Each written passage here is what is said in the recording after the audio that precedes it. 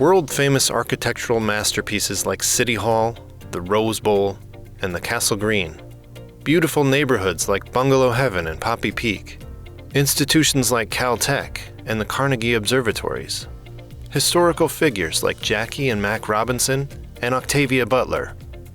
These are just a handful of examples that show that Pasadena is a city filled with a rich tapestry of history and culture. The city has been actively involved in the preservation of historic resources since the creation of the Cultural Heritage Commission in 1969, and has designated almost 5,000 properties as historic resources, including individual buildings and structures, large and small neighborhoods, and even landmark trees. These efforts have focused on preserving Pasadena's beauty and character, but have not sufficiently recognized and preserved sites associated with significant people, events, and trends in the history of the city's development. The Historic Places Pasadena, Completing Our Story project is an effort by the Planning and Community Development Department to document the history of the city's development and identify historic resources that should be preserved for future generations to understand and learn from. The project will raise awareness of all aspects of the city's development history in a written report called a Historic Context Statement, and also result in a database of places that are potentially eligible for historical designation. The result will be a complete, shared understanding of all aspects of the city's development, reflecting the entire community, and a more complete inventory of historic properties for future development planning. Since November 2023, the city has been talking with community members to find out what historical places, people, and events are important to you, and encouraging everyone to add them to our online story map at cityofpasadena.net/historicplaces, which now has close to 100 places identified. Here are just a few of the people who have contributed to this project along with their stories. Pasadena is a very special place, and that is because of its rich history and stories of very colorful characters going back decades and over a century. Those stories, that history, doesn't preserve itself. People need to actively preserve it. They need to actively fight for places that they love so that they can extend into the future. Things that we take for granted, even icons like Colorado Street Bridge or Central Library or a number of other iconic places in Pasadena, you think they'll be there forever, but unless people are actively fighting for them, they could go away. And many places in Pasadena have gone away over the years. St. Barnabas was founded 101 years ago. It's a relatively small church, kind of like a small family would be, right? But super, super close. It was founded, of course, in environment of Jim Crow, when African Americans migrated from the South with hopes of finding a much more pleasant lifestyle than they were experiencing in the South. And even when they came to Pasadena, might be a surprise to some of us, but when they came to Pasadena, they found a very entrenched Jim Crow culture.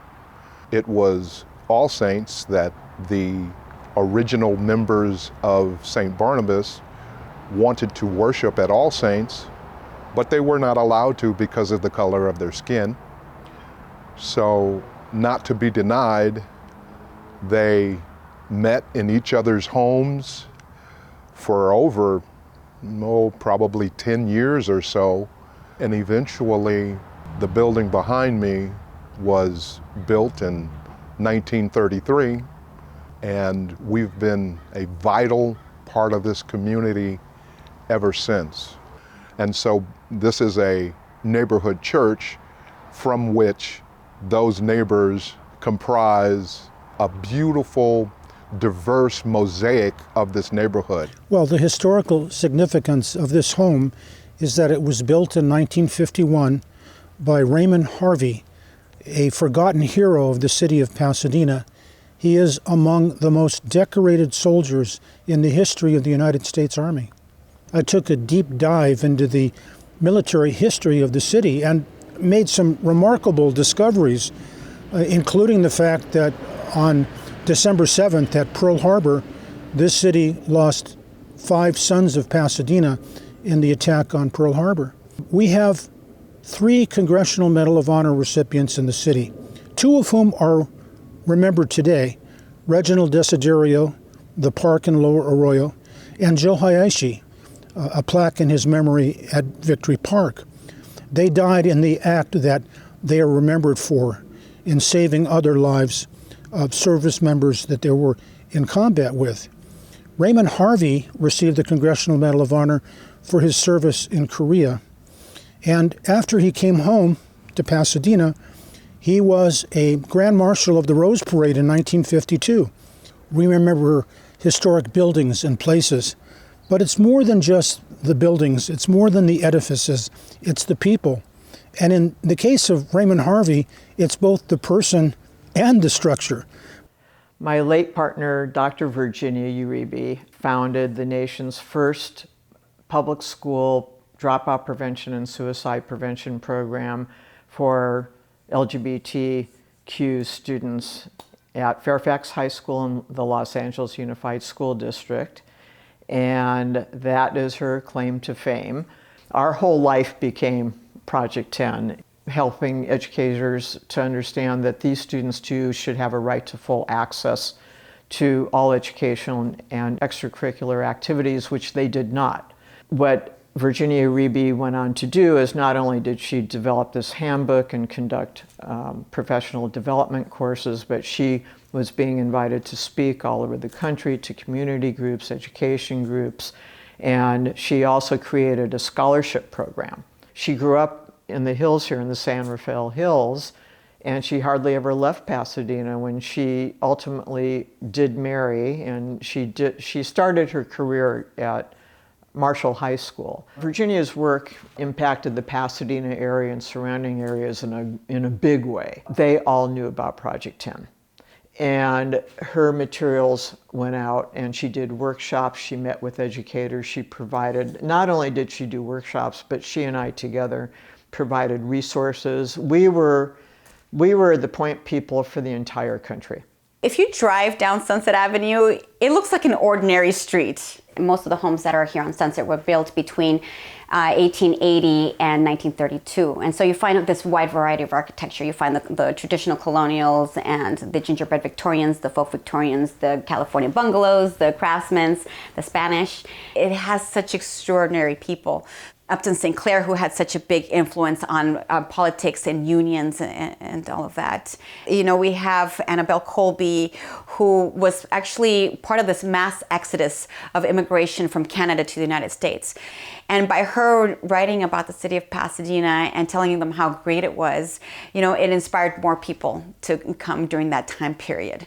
I think that the history of jazz here in Northwest Pasadena has been completely forgotten. And there's a huge base of not only jazz musicians, but of musicians in general here in the Northwest area. And I don't think anyone has bothered to uncover that or gone back to research it. But just on Manzanita alone, there's a huge music history. And I'm actually pretty happy to tell you that that history still lives on today on Sunset Avenue and Manzanita Avenue, and the Pattons who continue to have this influence in the city of Pasadena. So it's rewarding to me to find so many treasures in a street that you normally wouldn't think was so special. And so, you know, in all of the influence they had, not just here in the city of Pasadena, but around the world. I've submitted a number of stories myself, including about Jack Parsons and Frank Molina and early JPL history, including about Joan Williams and Miss Crown City and how that story got turned around in 2013 to 15, the Julia Child's house on South Pasadena Avenue. Dr. Theodore von Karman, who I mentioned, he was a professor at Caltech, one of the most impactful, influential scientists of the 20th century, perhaps just below Albert Einstein. This project is going to benefit people because it will preserve those stories, that architecture, those places that make Pasadena so special, preserve it into the future for future generations, for future journalists, researchers, authors, for future generations to enjoy. These are just a few of the stories we've heard from people like you who have shared the historical people, places, and events that are important to them. Please let us know what is important to you by visiting our website and adding your story to the map.